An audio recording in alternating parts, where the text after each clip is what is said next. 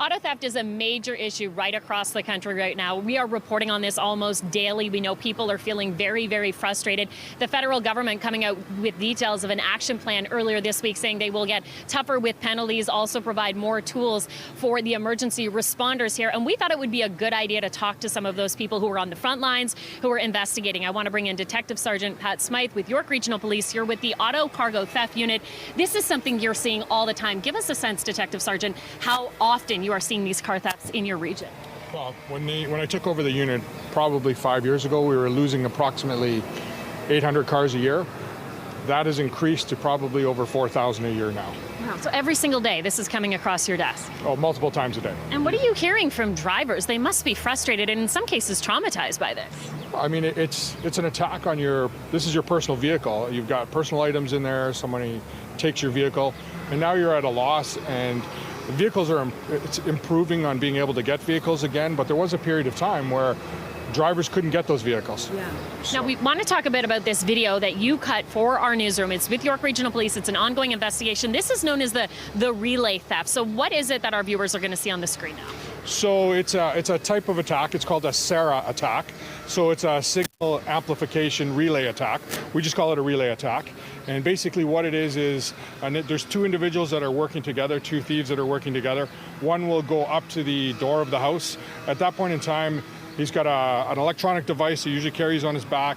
He's got a wire that he or she will use, and that will capture the signal from within your house. So your average key fob will emit a small signal, and it tells your car. So when you get within proximity of a push-button start car, your car will know, okay, the key's within proximity of me. So when that one individual captures the key signal, relays it back to the second individual who's standing beside your car, the car recognizes, oh, my key's standing beside me.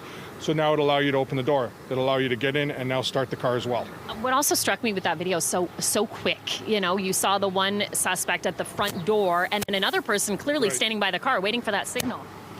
On average, they take between 10 to 20 seconds to steal a car. Yeah. So if you think that time proximity of them now arriving to your yard, in your car, out the door, it's seconds. Seconds. Okay, so people are watching at home right now and they're saying, is there something I can do to protect my vehicle? You have some advice. In fact, you have some devices here that people could consider to maybe protect their property. We do. So I'll talk about the first one, and it's specifically to protect against the relay theft, and it's called the Faraday pouch. And basically all this does is you put your key into this device, you close up the device, and all it does is it dampens the signal. Okay. So it does not allow the signal to travel out. So you could put your key inside this device, you put it in your vehicle, and your vehicle will not start. Okay, so something small like that. You can purchase this online, I assume, Amazon, and police are handing it out too. Yeah, you can buy it on Amazon for like $8 to $10 per pouch. Okay. And also, this is something that I've noticed quite a bit, these steering wheel locks. Yes. It seems to be making a bit of a resurgence because I remember growing up, there were a lot of people using them. Can you show us how you can install them? Sure, yeah. I'll let you step in there, sir. It's very basic, very simple. I've noticed this a lot in cars now. It's one further deterrent. So all it does is lock within your wheel. The detective sergeant saying it locks up your wheel. We're giving you this demonstration here. Within seconds, it's on there. And again, it's a deterrent, right? It might not work every time, but right. So basically, as you said, nothing is ever foolproof. However, it's just one more deterrent that's going to make it that much more challenging to the thief. Mm-hmm. Lastly, there's this device blocker. You were talking about this with me earlier. This is something that seems very small but could be very effective. Right. So the relay theft is one version of a way to steal a car. The second version is a reprogramming theft. So even after they do the relay theft, eventually they're going to have to reprogram a key for your car. Okay. And it has to be done through your onboard diagnostic computer. So that is basically a little port that's underneath your dashboard. Okay, and this is a little lock that you can put on it that'll prevent them from being able to plug into that. So.